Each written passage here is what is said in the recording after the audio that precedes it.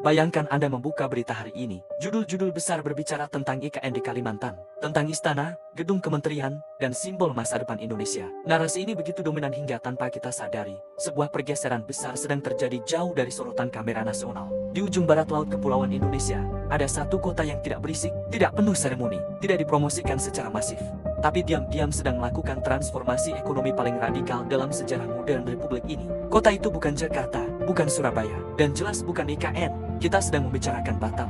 Namun, lupakan Batam yang Anda kenal sebagai kota ruko, kawasan belanja murah, atau tempat pelarian akhir pekan dari Singapura. Batam 2025 menuju 2026 adalah cerita yang sama sekali berbeda.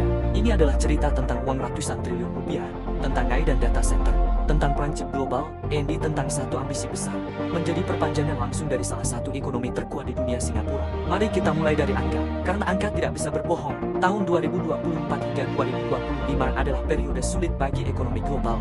Suku bunga tinggi, fragmentasi perdagangan dunia, konflik geopolitik, dan pelemahan permintaan global membuat banyak negara termasuk Indonesia berjuang keras menjaga pertumbuhan di kisaran 5%. Namun, di tengah perlambatan itu, Batam justru mencatat pertumbuhan ekonomi 6,66%. Ini bukan sekadar angka bagus, ini anomali ekonomi. Dalam istilah ekonomi, Batam sedang mengalami decoupling, melepaskan diri dari tren nasional yang stagnan. Mengapa bisa terjadi? Karena struktur ekonomi Batam berbeda. Jika Jakarta digerakkan oleh konsumsi rumah tangga, Batam digerakkan oleh investasi dan ekspor berteknologi tinggi. Artinya, Batam tidak terlalu tergantung pada daya beli domestik, tapi pada arus modal global.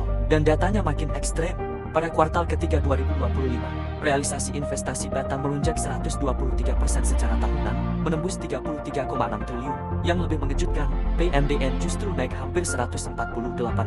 Ini sinyal penting, para konglomerat nasional dan pemain besar dalam negeri tidak sekadar ikut-ikutan, tapi sudah all in.